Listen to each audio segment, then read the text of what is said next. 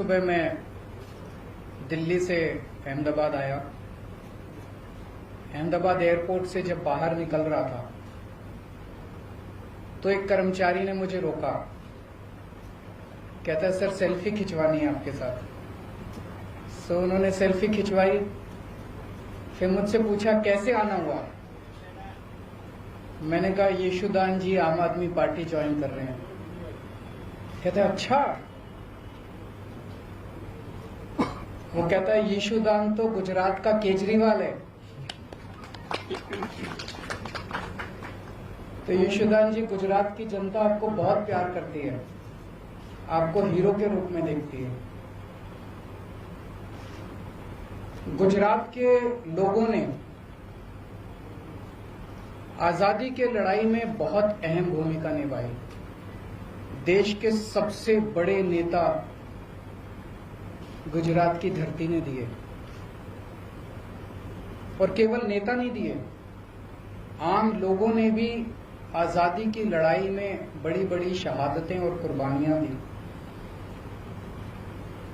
देश आजाद हुआ,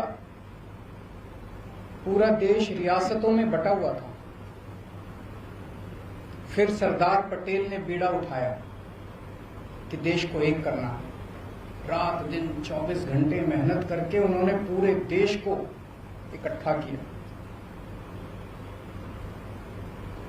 उसके बाद क्या हुआ? पिछले 75 साल अधिकांश कांग्रेस और बीजेपी की सत्ता की कहानी है, और आज गुजरात की जो हालत है वो बीजेपी और कांग्रेस की सरकारों की कारस्तानी है। पिछले 27 साल से गुजरात में एक ही पार्टी की सरकार है, लेकिन पिछले 27 साल इन दोनों पार्टियों के गठजोड़ की कहानी है, दोनों पार्टियों की दोस्ती की कहानी है। कहते हैं, मुझे नहीं पता, आपको तो ज्यादा पता होगा, कि कांग्रेस बीजेपी की जेब में है। जब जब बीजेपी को जरूरत होती है तो माल कांग्रेस सप्लाई करती है। ऐसे कैसे चलेगा? गुजरात के कौन सुध लेगा? आज गुजरात के किसान आत्महत्या कर रहे हैं 75 साल के बाद। गुजरात के सरकारी स्कूलों की बुरी हालत है, गुजरात के सरकारी अस्पतालों की बुरी हालत है। गुजरात के व्यापारी डरे हुए हैं। डरने की क्या जरूरत है? अब तो देश आजाद हो गया, किसी की हिम्मत नहीं है। अभी कुछ साल पहले मेरा एक दौरा लगने वाला था। गुजरात का एक बहुत बड़ा चेंबर ऑफ कॉमर्स है, उन्होंने मुझे इनवाइट किया।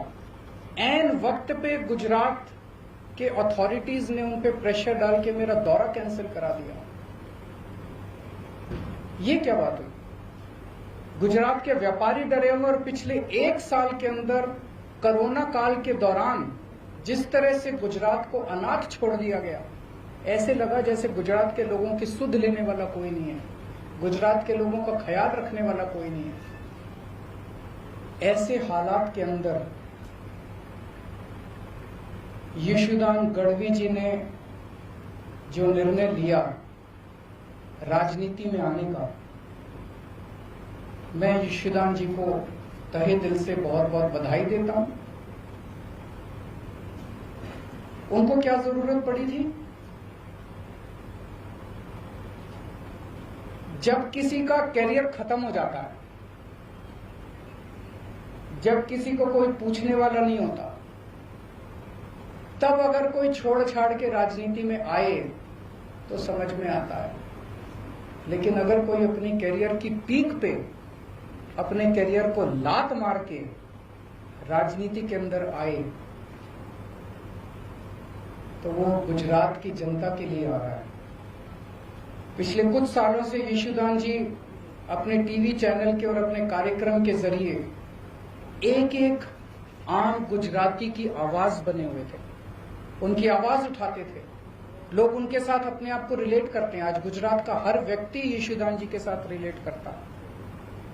लोगों को लगता है कि वो हमारी आवाज उठा रहे हैं, लेकिन सिस्टम के बाहर रह के आवाज उठा के समस्याओं का समाधान करवाने की अपनी एक सीमा है।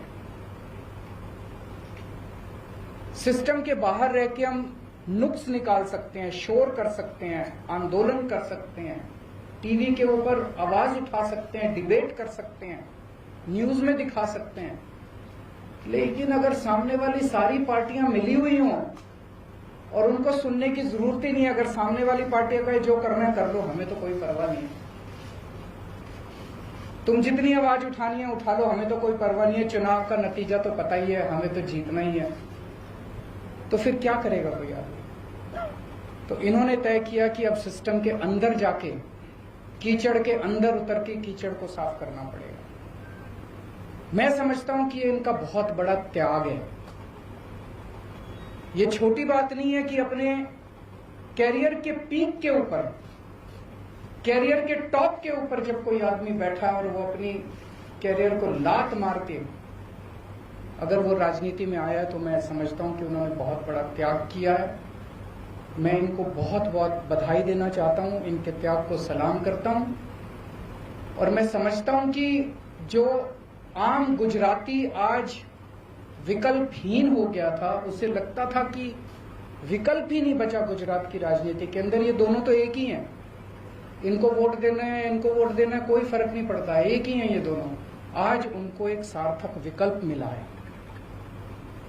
गुजरात के अंदर बैठा हुआ भी हर आदमी देख रहा है कि अगर दिल्ली के अंदर बिजली मुफ्त हो सकती है, 24 घंटे बिजली हो सकती है, तो गुजरात के अंदर बिजली इतनी महंगी क्यों है? गुजरात के अंदर बैठा हुआ आदमी देख रहा है कि अगर दिल्ली के अस्पताल 5 साल के अंदर इतने अच्छे हो सकते हैं, दिल्ली के स्कूल 5 साल के अंदर इतने अच्छे हो सकते हैं, तो 70 साल के अंदर गुजरात के स्कूल और अस्पताल अच्छे क्यों नहीं हुए? अब होंगे, अब बदलेगा गुजरात।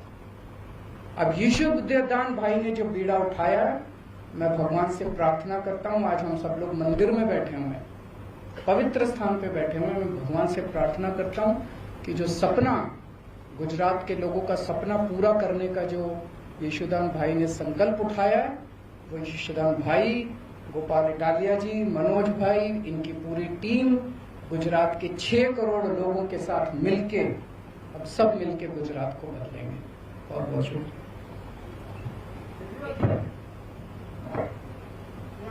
गुजरात बदलने की बात कर रहे हैं तो 2022 में असेंबली के इलेक्शन भी आ रहे हैं। आम आदमी पार्टी यहाँ की जो 182 सीट है वो सभी में कैंडिडेट खड़ा रखेंगे, सभी में कैंडिडेट खड़ा करेंगे।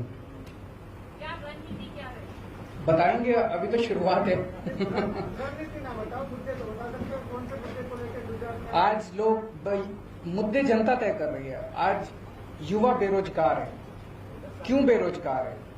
आज गुजरात के युवाओं को रोजगार क्यों नहीं मिल रहा? रोजगार तो बात की बात है, युवाओं को कॉलेज में एडमिशन नहीं मिल रहा। कॉलेज तो बात की बात है, युवाओं को स्कूल के अंदर अच्छी शिक्षा नहीं मिल रही। आज किसान आत्महत्या 70 साल के बाद क्यों कर रहा है? आज आपने कोरोना काल के अंदर देखा कि सरकारी अस्पतालों का और डिस्पेंसरियों का क्या हाल था। आज गुजरात के स्कूल खराब क्यों हैं? गुजरात के व्यापारी नाराज क्यों हैं? कोई भी तबका आप उठा लीजिए, मोटे मोटे तौर पे गुजरात की राजनीति खराब है, क्योंकि ये दोनों पार्टियां मिली हुई हैं, दोनों ने तय कर लिया मिलके चुनाव लड़ेंगे, और जब दोनों मिलके चुनाव लड़ते हैं तो उनको जनता की सुनने की जरूरत ही नहीं है। वो कहते हैं जनता जाए भाड़ में, हमारी तो चुनाव का नतीजा तो तय है। गुजरात जो अड़ीखम गुजरात बोलते हैं, तो क्या दिल्ली मॉडल गुजरात होगा? नहीं, हर एक राज्य का अपना मॉडल होगा। दिल्ली का मॉडल दिल्ली मॉडल, गुजरात का मॉडल गुजरात मॉडल। किसी भी स्टेट की अपनी समस्याएं हैं, अपने समाधान हैं, अपना मॉडल है। गुजरात के 6 करोड़ लोग अपने विकास का मॉडल खुद तय करेंगे।